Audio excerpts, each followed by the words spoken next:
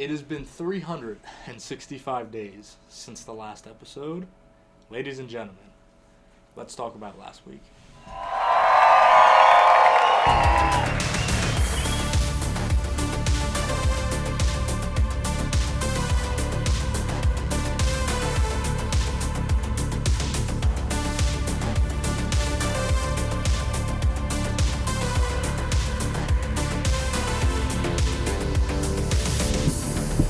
Good morning, afternoon, or good night, depending on when you are watching this. My name is Dion, but you can call me Isby, and let's talk about last week. I know, it's been a while, so for anyone who's unaware or new to this channel, this is everyone's favorite news show that premieres every Monday. Premieres most Mondays, to inform you on the current events that already happened. I'm your host, Isby, and usually at this point we'd go over to TalkBe, who has ongoing updates for us that blend throughout multiple weeks, but since this is the first episode back, I figure we're just going to skip that segment and go straight in. Whoa. First of all, thank you. Second of all, what do you mean you're cutting? Well, we didn't really do this last year, so I figured it would be best if we just skip to the current day. Yeah, no, I realized that when you said you were cursing me. But you'll have a segment next week. Next week's segment won't be the first segment back. So, because you were too lazy to film, I get punished by not having a segment.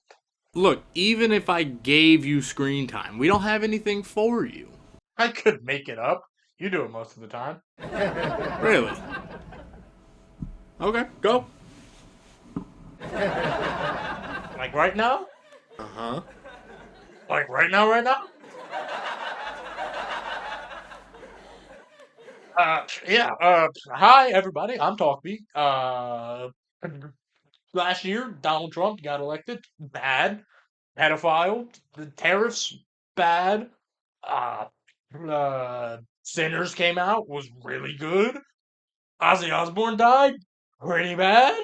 Are you just gonna list good and bad things that happened last year? No! Coldplay Kiss Cam. Bad for them, good for us. Alright. That's enough. TalkBe, everybody. When we come back, politics, movies, and more right after this. Isby tries to cook some stuff. These are potatoes. I also bought a thing of garlic because I'm pretty sure I have a thing of garlic. Except I don't, so I made the right decision. I almost cut myself. We're gonna ignore that.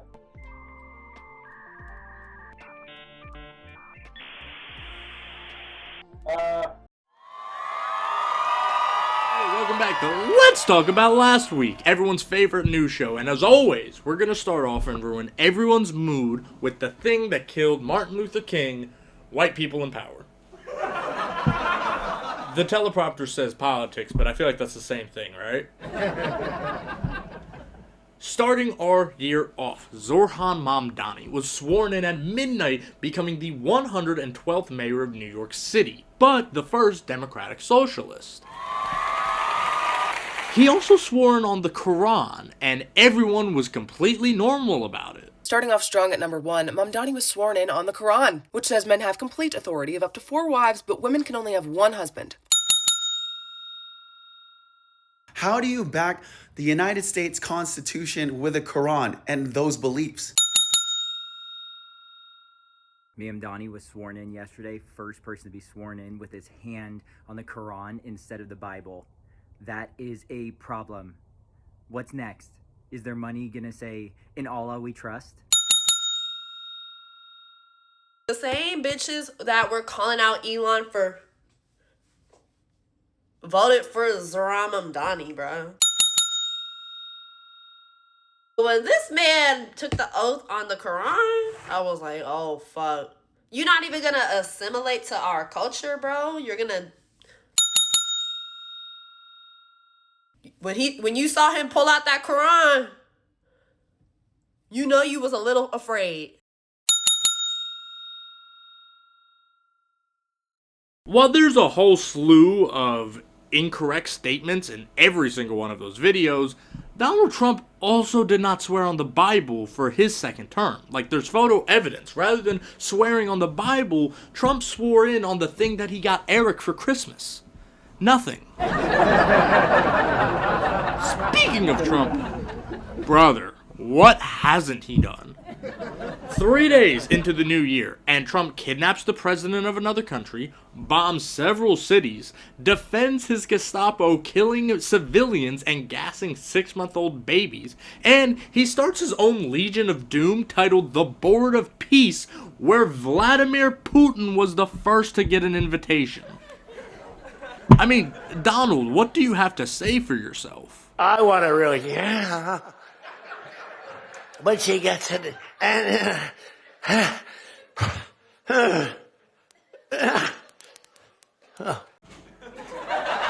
didn't even have a response to that.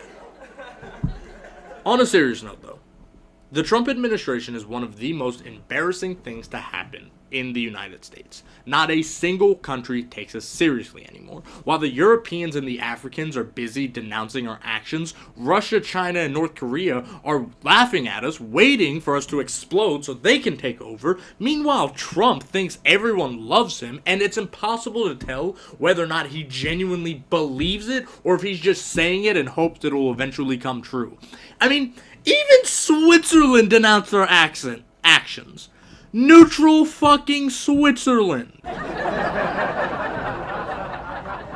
The Trump administration has also refused to release the rest of the Epstein files. There are still millions of documents missing, and what they have released have been heavily redacted with so many black squares you would think they're a white woman's Instagram. They were legally required to release all the documents December 19th of 25. It's almost February. Genuinely, this is an extreme breach of the checks and balances set within our Constitution to make sure no one branch has more power over another. You remember checks and balances. The Senate makes the rules, the courts enforce the rules, and then the president goes, I don't feel like it. I don't understand how any American can defend him. If you get a parking ticket and don't show up to court, you can be arrested. I can go to jail because I missed the meter by 16 seconds, but this guy can rape 16-year-old kids on magical Pedo Island and follows it up with a scroll through the White House solid gold ballroom? The most unfortunate part of all of this is that the whole two sides thing doesn't even matter. Because while Trump ignores the Constitution, the Dems ignore Trump. And then they act confused as to why the guy won 2 different times. Also, now this is going to seem random, but it connects. Stay with me for a second. The United States Postal Service, or USPS, has decided to clarify the definition of a postmark. Now, the postmark is the thing that is basically a stamp of approval given to letters and mail saying they were sent through the mailing system at a certain time. So, let's say you pay your utility bill on the 17th, but you don't get paid until the 15th. So you decide to wait until the money hits your bank and then you pay it on the 16th, the day prior. Pre-USPS change, that would be fine because your bill would get a postmark saying that you sent it in on the 16th. So when the water company gets the money, even if they get it on the 18th or 19th, they have the stamp of approval saying that you sent it in on time.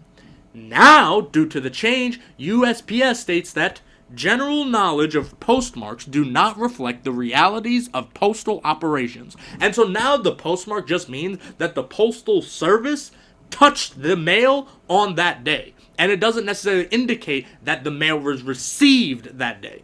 So you may not get postmarked until the 18th or the 19th, despite you sending it in on time on the 16th. And there's no way for you to, or the water company to verify that you sent it in on the day that you claimed you sent it in. And this is really important if, say, you have a water bill or an electric bill or, a voting ballot. And if you're curious as to why you haven't heard about this, that is because this was passed on Christmas Eve. Hey, that was last year. I feel like I should be talking about this.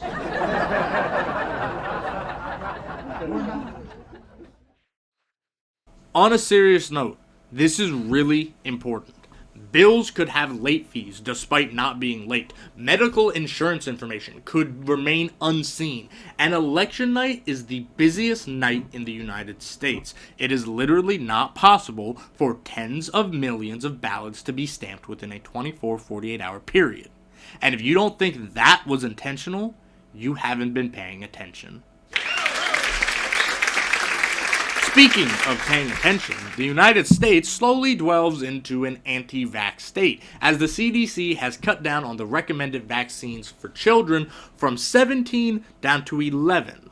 They cut the vaccines that include hepatitis A and B, meningitis, and the damn flu vaccine. It's fine though, because RFK recommends that instead of giving your child those, you just give your child heroin and then they'll be fine. It'll be great. A guy that sounds like he swallowed a rose toy is in charge of the United States health. Why have the other countries lost respect for us again? I can't put my finger on it. Genuine reminder though, all these people changing the rules, Trump, RFK, all of them and their children are fully vaccinated.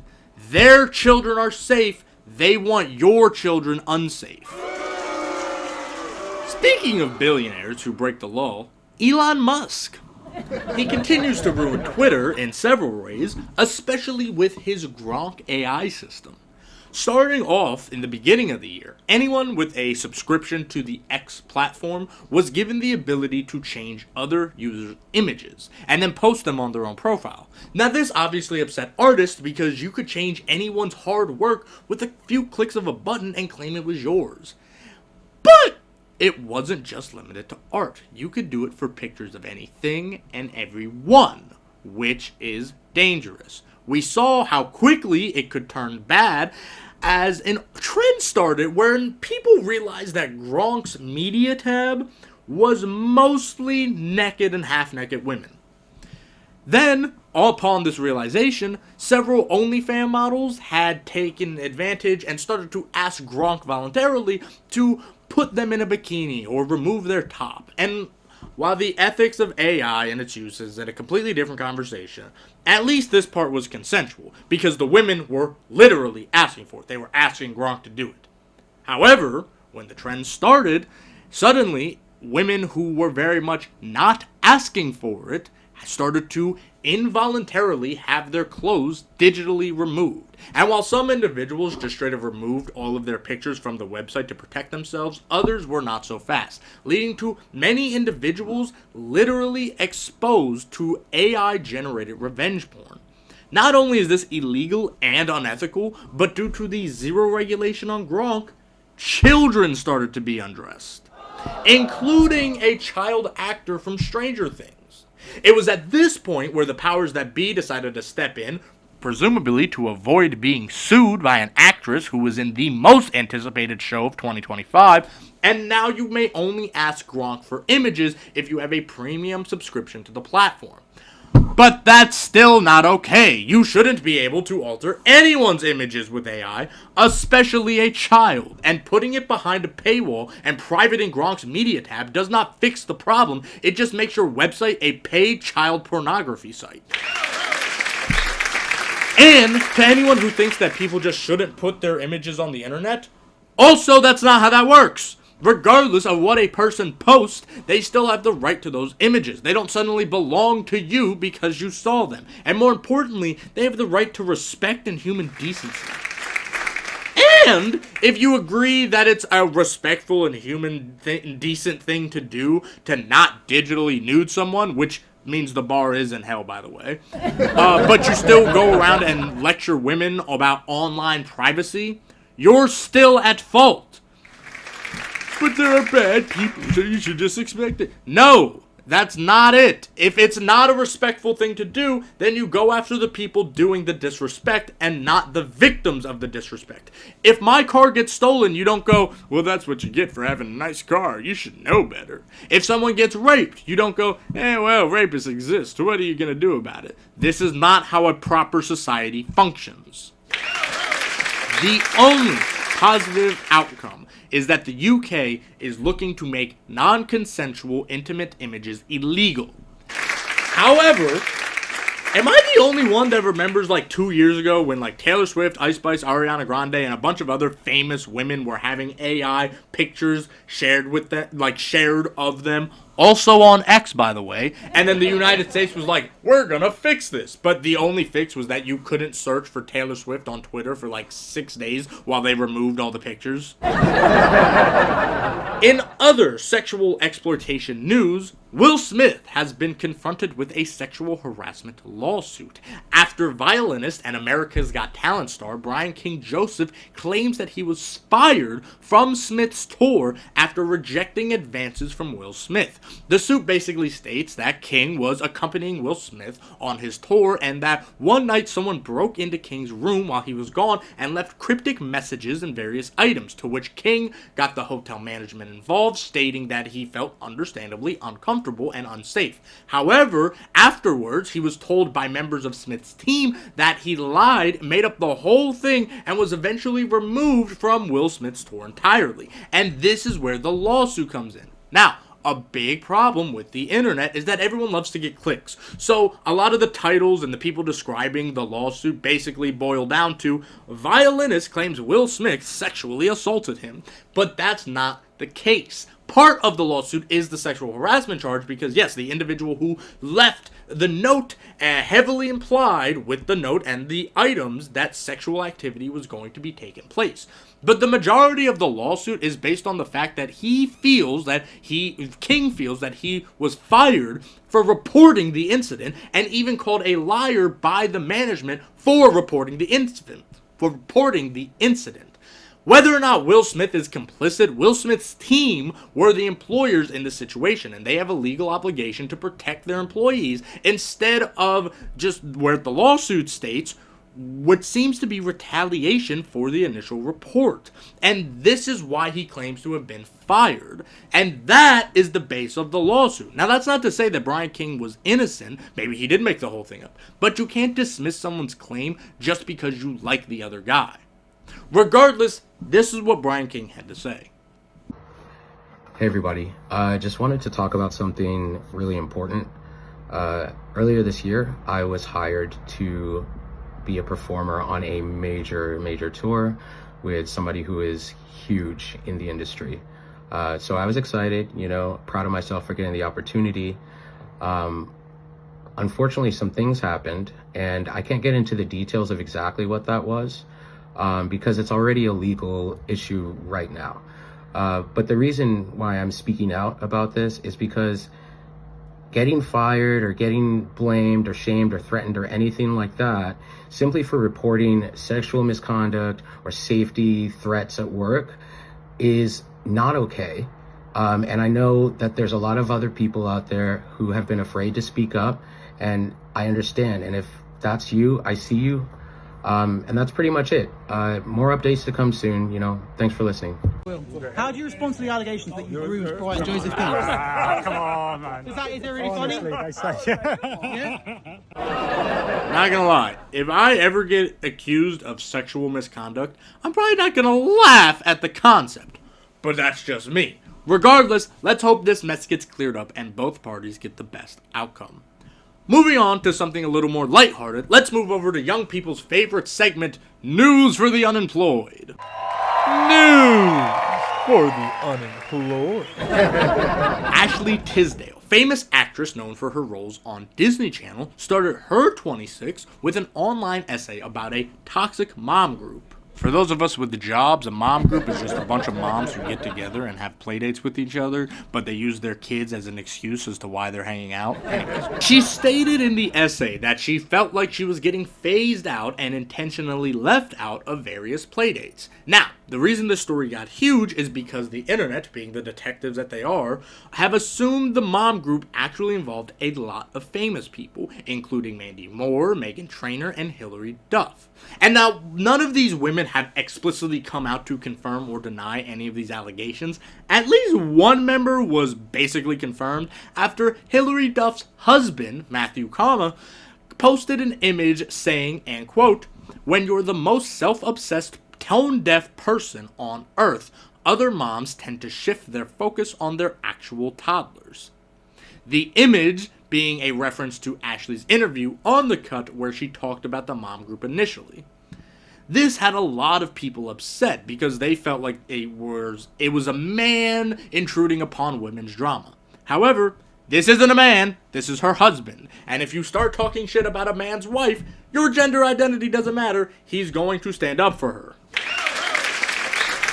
The biggest takeaway that people have concluded is that the chances of Mandy Moore, Hilary Duff, Meghan Trainor, and whoever else is involved all being really bad people is probably unlikely, especially because Ashley Tisdale used to be friends with Vanessa Hudgens since their days of High School Musical, both on the Disney Channel. But the last time they were seen together was at Sarah Hyland's wedding, which took place before Vanessa Hudgens' wedding, in which Ashley was not in attendance to. People have assumed that this was a sign of the falling out, and if the mom group rumors are true, maybe Mr. Duff had a point. When we return, we're going to give you the good news, followed by the nerd kind, so please stick around.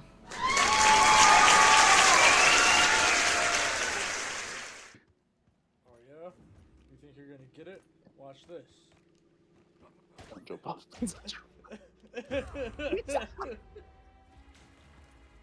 Hold on. Where are you at? It's because I jumped on the branch, and the branch didn't fucking penetrate. Fuck.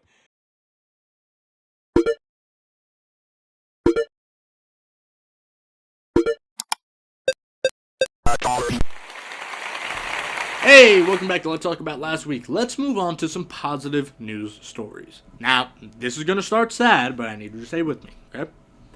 The top Loch Ness monster hunter, Adrian Shine, has said that Nessie is fake. Oh. I said stay with me! Now, he has spent the last 52 years researching, looking for her, and the 76-year-old states that any sightings of the Loch Ness Monster are shipwrecks or other natural things found in lakes. However, myself and many other people on the internet have the same thoughts. For starters, yes, that is how the top Loch Ness Monster hunter should look like. Secondly, you don't spend 50 years attempting to do something just to give up, especially at 76, which means he definitely found the Loch Ness Monster and is gatekeeping her location to protect her from being hunted. I've seen enough movies, I know how this plays out. Now, our next set of news is going to be a little more data-oriented, so before we send you to NerdBe for some nerd news, here's some... Wait just a minute.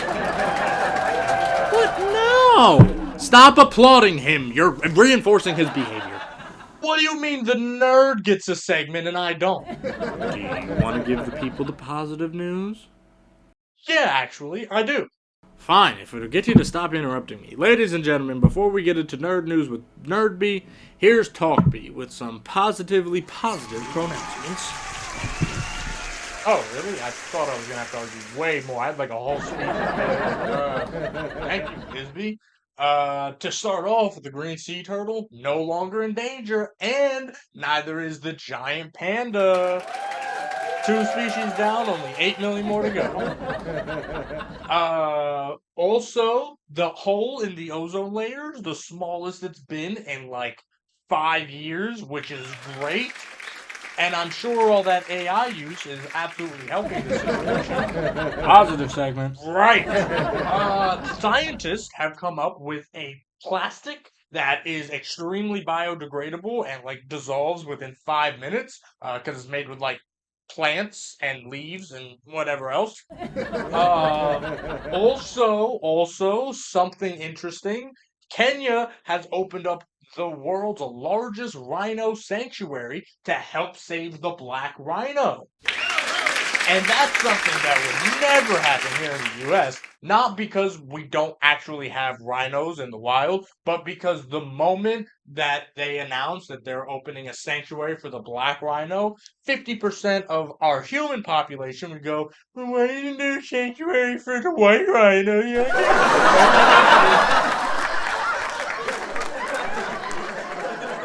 And those are your positively positive pronouncements.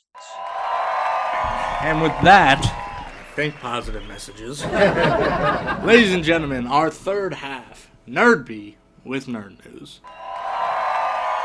Hey everybody, I'm NerdBe, and we're about to get into some great nerd news. But before we do, make sure you guys like, subscribe, share, comment, do all the other YouTube things that I know you know how to do. You made it this far into the video, you might as well do it.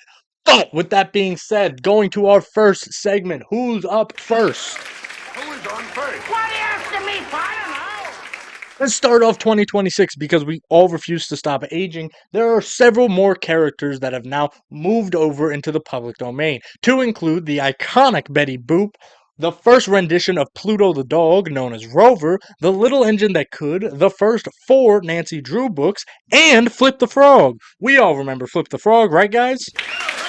You're all lying. No one remembers Flip the Frog. That's why he's not getting a D-list horror film. Also, Lego has introduced the Smart Brick, which is basically a 2x4 Lego piece that you can attach to various Lego creations and products and whatnot. And the brick can sense which construct you have attached the brick to. And when you attach it, it'll make sounds and light up and noises and whatever else based on the product that you put it on. So if you put it on an airplane, it'll make a whoosh sound. If you put it on like R2D2 was the example that they used, he'll make the wah sound. If you put it on a train, it'll make a chugga chugga sound. If you put it on a car, it'll make a vroom sound. Because apparently children are unable to do everything that I just did.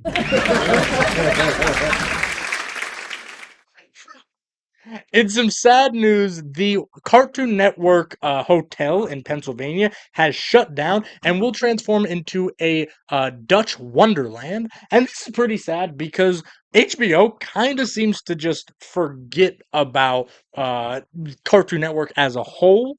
I mean, they don't even have a spot on HBO Max anymore. Courage the Cowardly Dog has to sit next to the Human Centipede on Hulu. And, I mean, that's like not even close to the scariest thing he's had to fight, considering you had things like the Slab and his MAGA father. That being said, let's move on to movie news. To start off, Kathleen Kennedy has stepped down of the president of Lucasfilms and has been replaced by Dave Filoni and Lewin Brendan. Also, similarly, Devin Pritchard has started her position as president of the Nintendo of America. And to keep in line with the video game movie combo, Lionsgate has been rumored to be working on AAA titles for John Wick and the Saw franchise. In an unfortunate turn of events, Avatar: The Legend of Aang, or Ong if you're M. Night Shyamalan, has been removed from Paramount's theater roster and will now premiere exclusively on Paramount+.